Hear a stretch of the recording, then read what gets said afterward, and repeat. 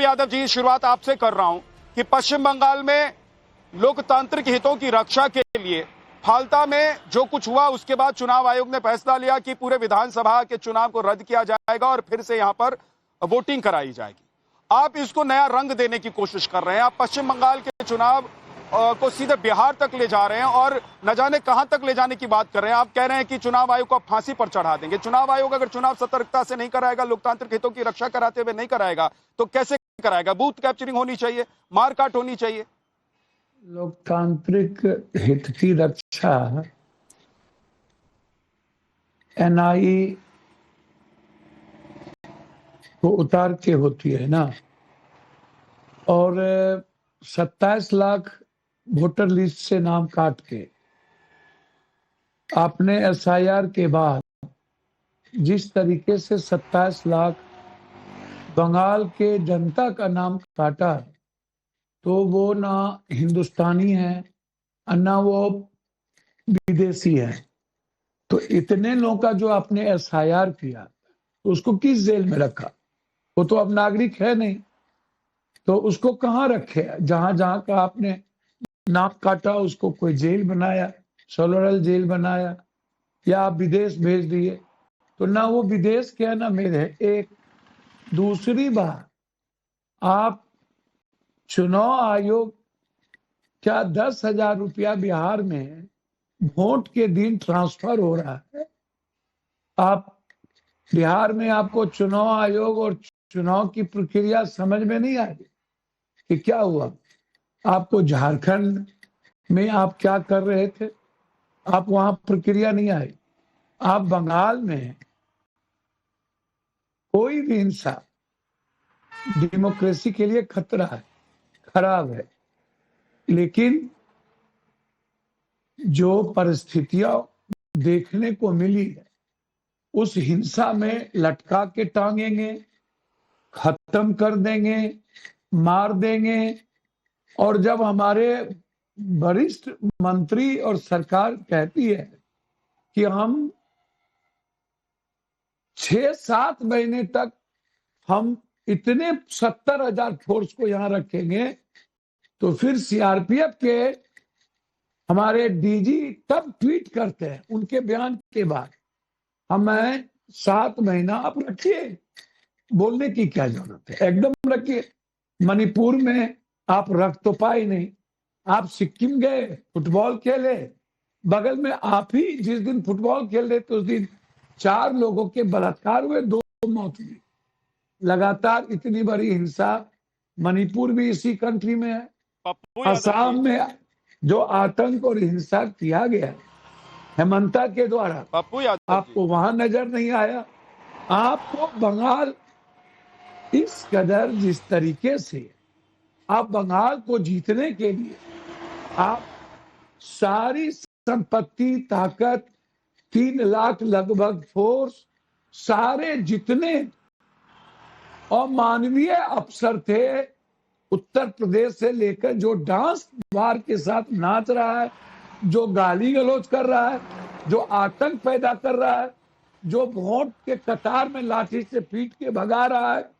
आप जब यादव जी कुछ सीआरपीएफ, आप जिस बिहार चुनाव की बात कर रहे हैं, पप्पू यादव सर सुनिए, लोकतंत्र तो कुछ खतरे में इसीलिए पड़ गया कि हम ईस्ट इंडिया कंपनी के तरह पूरे 2-4 उद्योगपतियों के हाथ में भारत की सारी शक्ति निहित कर दी, और सारे सिस्टम पर चुनाव के बीच में ईडी, सीबीआई से लेकर सारे, और जिस तरीके से आपने अभी बेल दिलवाया, हमारे आईपैक को गिरफ्तार कब किया, जो ममता दीदी के सारे। मैं आपको थोड़ा सा रोक रहा हूं पप्पू यादव जी, मैं थोड़ा सा आपको रोक रहा हूं।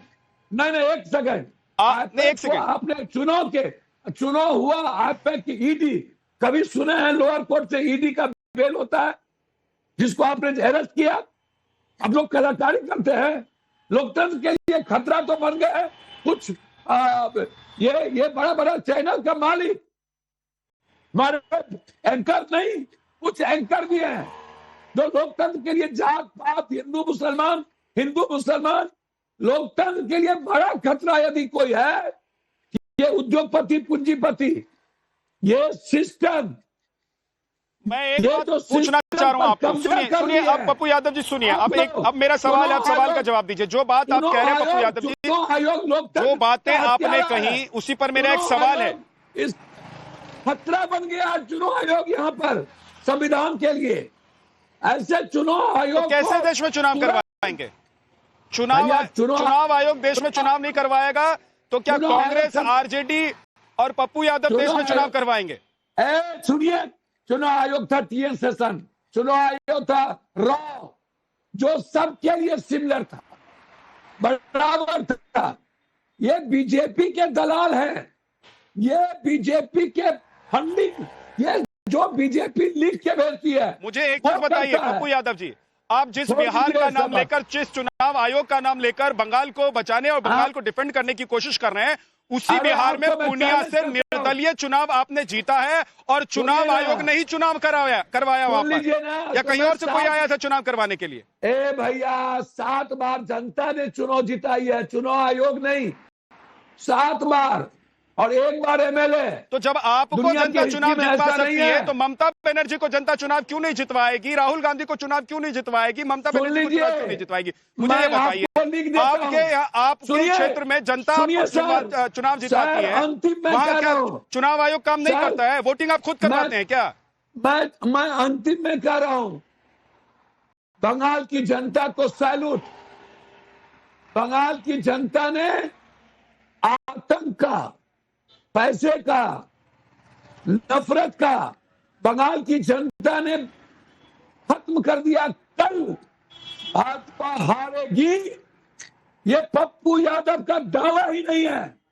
यदि नहीं हारी भाजपा, याद रखना। आपकी बात समझ गया मैं कि बंगाल में बीजेपी हारेगी। राजनीति छोड़ देना चाहिए। अब पप्पू यादव जी सवाल भी तो सुन लीजिए। पप्पू यादव जी मेरा सवाल भी तो सुन लीजिए। आप आए हैं सवाल का जवाब देने के लिए, तो मेरा सवाल भी तो सुनिए सर। आप मेरे सवाल का जवाब दीजिए एक एक करके। आपने कहा कि पश्चिम बंगाल में बीजेपी हारेगी, आपने कहा कि पश्चिम बंगाल में ममता दीदी जीतेंगी, तो मुझे बताइए जो चुनाव आयोग यहाँ पर चुनाव करा रहा है उसको फिर आप फांसी पर क्यों लटकाना चाहते हैं? इसका मतलब तो ये हुआ ना कि यहाँ पर चुनाव आयोग ने चुनाव करवाया, बीजेपी जीते, टीएमसी जीते, उसको इससे कोई लेना देना नहीं है। ममता को नहीं, चुनाव आयोग ने सारी मर्यादाओं को पार कर गया। चुनाव आयोग ने जिस तरीके से इतना लंबा गैप, एक तरफ 3 विधानसभा का चुनाव, 3 राज्य का चुनाव एक साथ, उसके बाद एक तमिलनाडु का तय, और इनको लंबे गैप के साथ 2 और 4 तारीख को काउंटिंग। ये कौन सा साजिश था? क्या क्या करना था? चुनाव आयोग ने जितना हराने के लिए कर सकता था कर दिया।